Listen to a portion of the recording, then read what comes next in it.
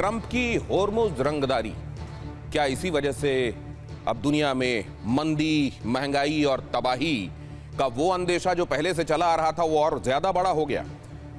और क्या ईरान जब ये कर रहा था, कह रहा था, तो ईरान गलत था, लेकिन ट्रंप यही कह रहे हैं, कर रहे हैं, तो ट्रंप सही है?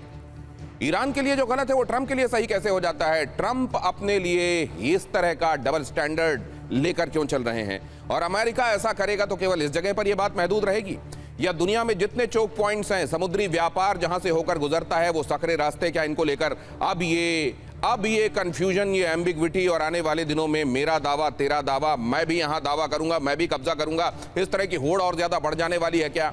और क्या ये पूरी दुनिया के लिए एक बुरा संकेत है? पहले एक खबर देखिए। सऊदी सेना का हूती पर बड़ा आरोप। हूती विद्रोही समुद्री शिपिंग को टारगेट कर रहे हैं, लाल सागर में समुद्री शिपिंग पर हमले कर रहे हैं, बाब अल मंदेब में भी जहाजों पर खतरा बढ़ा। सऊदी को सता रही है समुद्री व्यापार की चिंता, हूती शांति प्रयासों का विरोध कर रहे हैं। आपको मालूम है सऊदी की तरफ से यमन में हुआ हमला और उसके बाद हूती विद्रोही अब एक्टिव हो गए हैं। पहले यहां जहाज की लैंडिंग को अपोज कर रहा था सऊदी, और यहां पर इसीलिए कल आपको हमने तस्वीरों में दिखाया था किस तरीके से उसने यहां एयरपोर्ट पर बम बरसाए थे, सना एयरपोर्ट पर। और उसके बाद से जो स्थितियां हैं वो ये हैं, जिसका अभी ताजा अपडेट वो जो मैं आपको बता रहा हूं। सऊदी सेना का हूती पर बड़ा आरोप सामने आया है।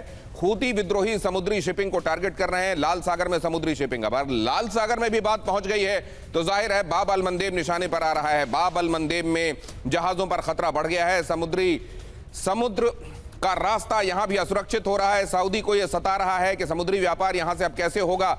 हूती शांति प्रयासों का विरोध कर रहे हैं, सऊदी ये कह रहा है। तो होर्मुज में पहले से ही संकट है, वो संकट लगातार सुलझता हुआ तो बिल्कुल नहीं दिखाई दे रहा है, और गहराता जाएगा वहां संकट, ऐसा ही दिखाई दे रहा है फिलहाल। और बाब अल मंदेब भी, वहां पर भी अगर अब इसी तरह की अशांति हो जाती है तो यह कितना बड़ा खतरा होगा, पूरी दुनिया के लिए इसके मायने क्या होंगे। हमारे साथ जो मेहमान जुड़ रहे हैं कुछ ही देर में आपको वो समझाएंगे, लेकिन ये देखिए कुछ ही घंटों में हूती का सऊदी पर जवाबी हमला हुआ है। कल शाम को मैंने आपको इसी वक्त ताज़ा तस्वीरें दिखाई थी जब सना एयरपोर्ट पर हमला किया गया था सऊदी की तरफ से यमन में, और हूती ने सऊदी के आभा एयरपोर्ट पर दागी है मिसाइलें। हमले के बाद एयरपोर्ट की सभी उड़ानें बंद हैं। हूती के हमलों से एयरपोर्ट के बड़े हिस्से को नुकसान पहुंचने का दावा किया जा रहा है। सऊदी सैन्य ठिकाने की ओर जाती हुई दिखाई दी कई मिसाइलें। तो इधर यमन की तरफ से भी पलटवार किया गया है, और कल ईरान ने भी यह कह दिया था कि इसके नतीजे गंभीर होंगे। अब जरा यहां पर देखिए, यूरोप की विमानन सुरक्षा एजेंसी की एडवाइजरी, बहरीन, कुवैत, कतर के ऊपर से उड़ान न भरा जाए।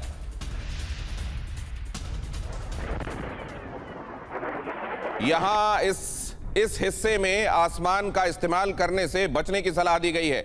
29 जुलाई तक उड़ान से बचने की सलाह दी गई है, ऐसा कि एयरलाइंस कंपनियों को एडवाइजरी। यहां उड़ानें सुरक्षित नहीं हैं, और जाहिर है यहां आने वाले दिनों में भी तनाव और बढ़ता हुआ दिखाई दे रहा है, फोर्सी किया जा रहा है, इसीलिए यह एडवाइजरी जारी की गई है। अगली खबर देखिए, दक्षिण पश्चिमी ईरान में यूनाइटेड स्टेट्स के नए हमलों की खबर है। ईरानी मीडिया के अनुसार कई इलाकों को निशाना बनाया गया। मशहर आबादान में हमले की सूचना, इमाम खोमैनी पोर्ट पर भी हमले की खबर, ईरानी मीडिया ने हमले की सूचना दी है। अब यहां इस जगह क्या चल रहा है वो भी जरा देखते चलिए। यहां ईरानी मीडिया के हवाले से यह खबर है, दक्षिण पश्चिमी ईरान में यूनाइटेड स्टेट्स के नए हमलों की खबर है।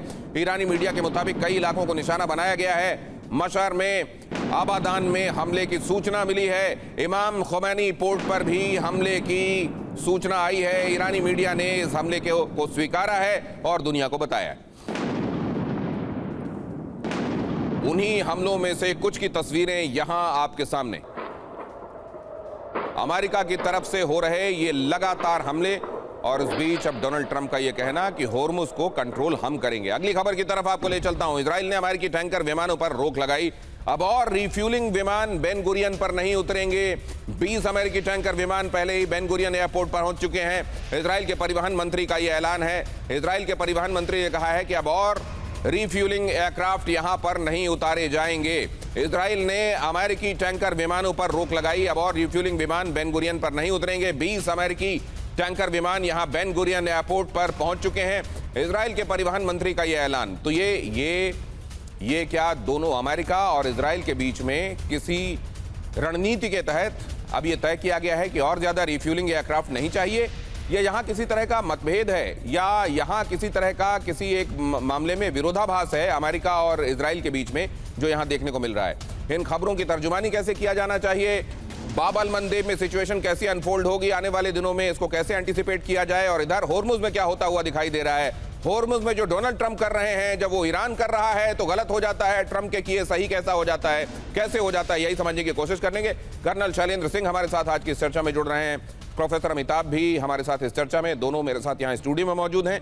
इसके अलावा हमारे साथ जुड़ रहे हैं नेवल कैप्टन पुनीत मल्होत्रा, खासतौर से होर्मुज के इलाके को बहुत अच्छे से समझते हैं, इस जगह पर वो सर्व भी कर चुके हैं, इस इलाके को बहुत अच्छे से पहचानने जानने की वजह से आज हमारे साथ इस चर्चा में वो भी हिस्सा ले रहे हैं। पूर्णिमा नाथ जी हमारे साथ जुड़ रही हैं, पॉलिटिकल एनालिस्ट हैं, अमेरिका से हमको ज्वाइन कर रही हैं, उनका भी बहुत स्वागत। लेकिन पहले ये खबर देखिए, ईरान के सारावान शहर पर अमेरिका का हमला, पाकिस्तानी सीमा के करीब रिहायशी इलाके पर बमबारी हुई है।